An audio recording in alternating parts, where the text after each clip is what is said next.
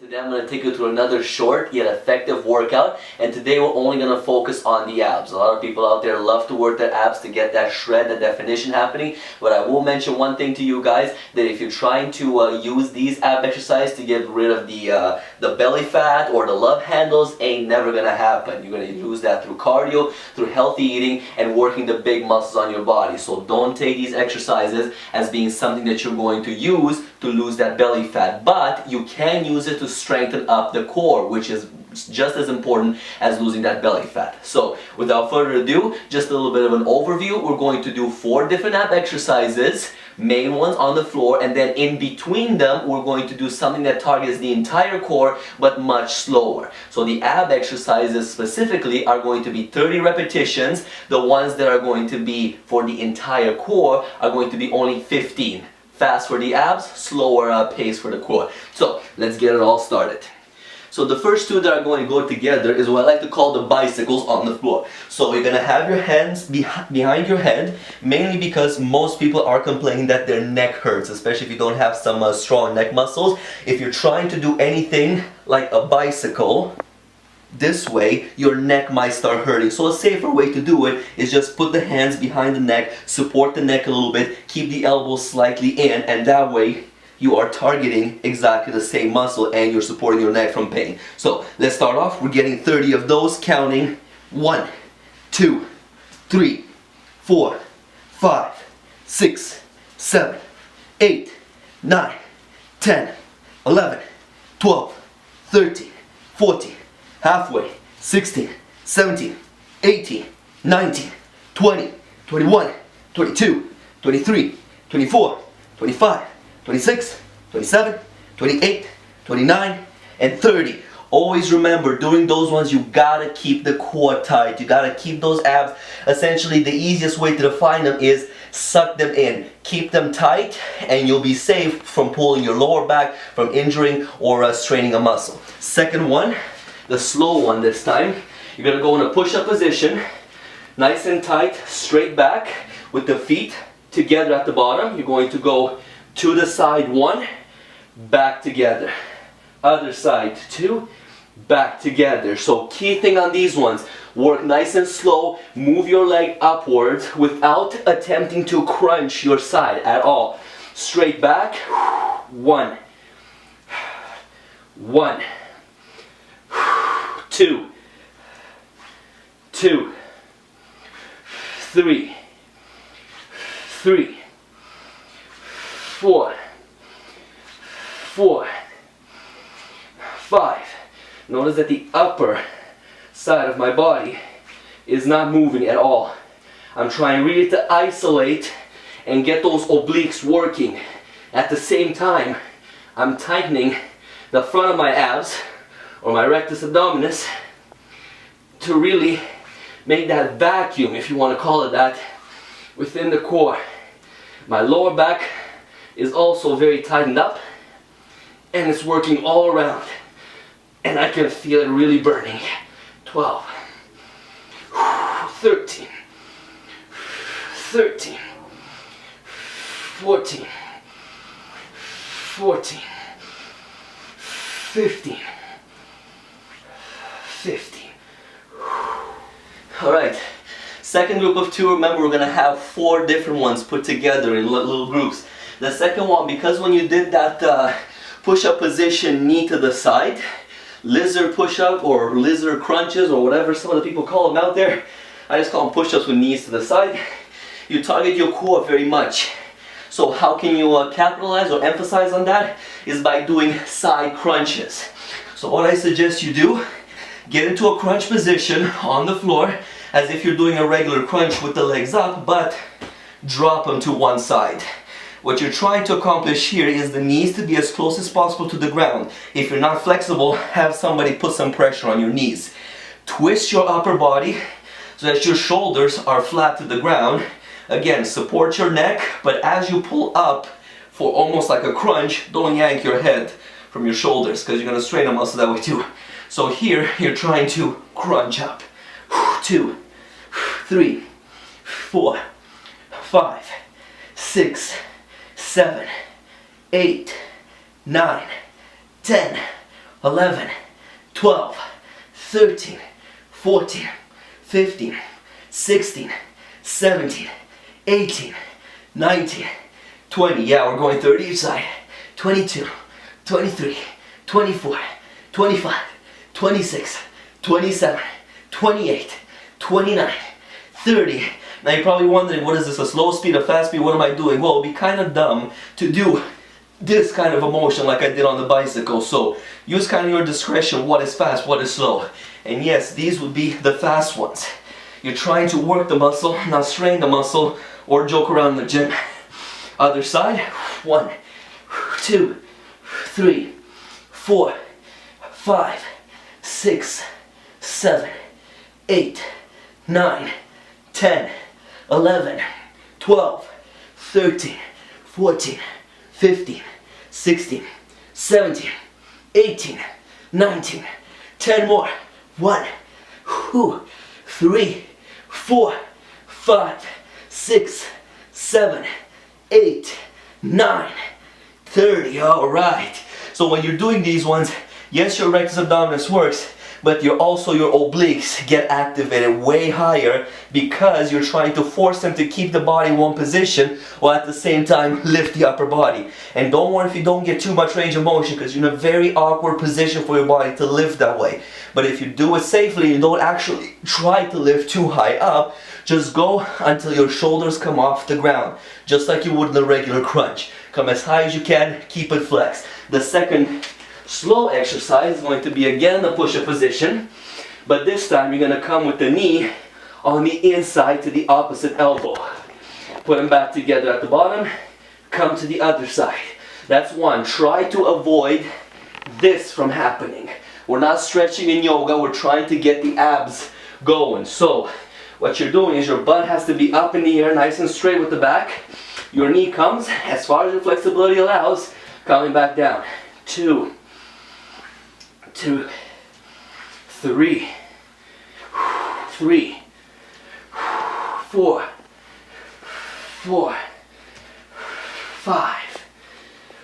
5, 6,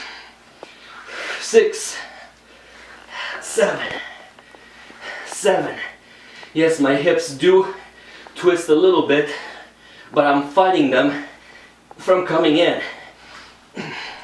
Also avoid this from happening. You're trying to keep the upper body neutral, so to speak. 10, 11, 12,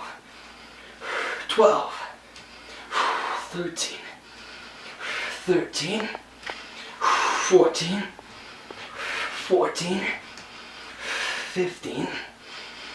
15. Whew. Wow. So for that one over there, it's not unusual for your shoulders, your chest, your upper back to get really engaged and to start burning or hurting a little bit. You're trying to keep everything stabilized. So yes, your core is getting engaged as much as possible. Goodness gracious, I'm already sweating. But it's also your upper body and everything else trying to keep yourself from doing any crazy moves, right? This is why it's functional and it's getting your full body with emphasis on your core. You strengthen your core, but getting your whole body involved to work together as a well-oiled machine. Now, capitalizing on the fact that I went diagonally with the knees, that means I was twisting my core this way. So now my fast one is going to be twist from side to side. We've done these ones before, but now we're trying to put them in a very thought of process to really kind of build one on top of another and really get that core working over time. I like to cross my legs. You can keep them together if you want, it's up to you. The back needs to stay straight on this one. If you curve your back and do this one, you might as well go up and have a glass of pop because you're not doing anything. Back straight, arms, whatever you like to do with them, keep them straight, keep them in, doesn't matter, as long as you twist as much as your body allows it. 3, 4, 5, 6, 7, 8, 9, 10, 11, 12, 13, 14, 15, halfway, 16, 17, 18, 19, 20, 21, 22, 23, 24, 25, 26, 27, 28, 29, and 30. Now what you notice on that one, whoo, that burns. Whew. What you notice on that one is I'm trying to tap on each side. That's kind of mentally telling me that I'm twisting enough, I'm feeling them better. I just feel all around safer in my world. I'm getting that full twist. If you can get the full twist with just reaching out to the side, I don't care, up to you. And I generally recommend forward, because otherwise you're gonna get dizzy going back and forth like that. The second slow exercise, or functional one, again the push-up position. You can see kind of it's getting a little bit redundant, but you're doing different things. This time the knees come straight and into the chest, all the way in, not allowing your butt to go down. So your whole body's working again to try and lift the legs in as far as possible without curving the spine. 2, 3, 4, 4, 5,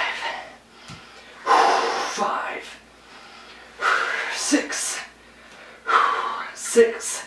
Now also, this is a dead giveaway on me that I'm not as flexible as I should be, because as you can tell, if I don't unlock my back to let the knee come up a little bit more, I can't go as far as I would like to go. But the whole idea is to keep the back locked and engage the core to work. Otherwise, again, go and have that glass of pop because you're not doing anything. 9, 10. I mean, I can feel myself in this position fighting with my spine to stay locked and straight and not follow where my leg is trying to go. 13, 14, 15, and 15. I mean, you can almost see that as my knee is going inwards, my butt is trying to go down a little bit. That's why I'm engaging even more in my erectors and everything in my lower back to keep myself up and just get the knee going forward. And now, because we've done this one where your knee comes in, you're really engaging those hip flexors as well to pull your leg up on top of your abs or on top of your core. Now don't be fooled, just because your knee or your hip flexors rather are working hard, they're burning, that doesn't mean that your core is not working. It's only not working if you're bending your back and you're all over the place, flopping like a fish out of water. Keep everything tight, and yes, they will be burning a little bit, and they'll be burning even more on the next one or on the last set of 2. Again, we're trying to get the abs to work overtime. We've done these ones before. They're the big scissors, as I like to call them. Some people call them, I think, Pfeiffer scissors or something like that. But we work the hip flexors. We emphasize on what people like to call the lower abs. By the way, here's a cheat code. There's no such thing as upper and lower abs. They're one muscle, especially the rectus abdominis, one muscle top to bottom. Whether you feel it more in the bottom or the top, that's a whole different story. I like to support my hips on this one to prevent lower back damage. Head can be up or down, all depends on how painful your neck is by now. Try your best to keep your toes out and your knees relatively straight. Again, all depends on your flexibility. About a palm or a couple of fingers away from the floor with your lower leg. And all you're doing is you're switching. And remember, this is the high speed one. So you're trying to keep a very good pace on it. 4, 5, 6, 7, 8, 9, 10. I always feel like a ballerina when I'm doing these ones because my toes are pointing. 15, 16, but it's a good feeling. 17, 18, 19, 20, 21, 22, 23, 24, 25, 26, 27, 28, 29, and 30. Whew, good job. Ooh, wow, that burns. And the last one, from the slowness point of view, we kept on working on the front, targeting essentially the front. even though your entire core was working, you were putting a little bit of extra emphasis on the front. So now we're going to do the backs as well. And one of the easier exercises to do if you're trying to do it at home without weights or any kind of equipment is what they call the Supermans. So you're going to be on your belly. I generally like to keep the toes, or the feet rather, crossed over. The hands, I would keep them to the side. Some people like to go that extra edge and put them at the front, just kind of stretch them out and lift up like this. Yes, that one is a challenge, but you got to be careful how much challenge you put. You are targeting that lower back, so if you had an accident before or you have lower back problems, be careful how far you go on these ones. Easiest, safest one to do is either hands behind your back or on your side, up to you. But from here, start with your chin to the ground, shoulders flat on the ground. When you lift up, pull the shoulders back, lift the nose up, come back down to the floor. 1, 2, 3, 4, 5, 6, 7. Yes, it is very important to keep your toes on the floor and not let them lift up, at least not yet. Again, there is a way that is a little bit harder where you go with both toes and arms coming up and off the ground. But again, that's a little bit more difficult. You can't do it, you can do it as well. I'm going to do 15 of these ones of the quote-unquote easier version, and I'm going to show you a couple of them correctly on the harder version. So let's pick up from where I left off. I think I left off at 7 or so. 7, 8, 9, 10, 11. Now do remember that while you're doing these ones, you might also feel a nice good stretch in your rectus abdominis or in the front of your abs, your stomach area. That is normal, especially if you're not used to this kind of exercise, this kind of training. Because your abs, the muscles in the front are so tight, they're so worked right now, that stretching them but also contract them at the same time to get this exercise going is getting to the point of cramping. So if they are cramping a little bit, don't run to 911 just yet. Give them a second to breathe. The harder version of what you like to call them, you stretch out as much as you can and you try to lift and down. 2, down. 3, down. 4, down. 5, 6, 7.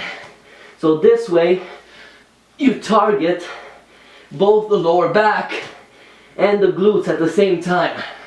Now when the glutes activate, because they're attached in the hip / lower back area, you're gonna get that double whammy on your lower back.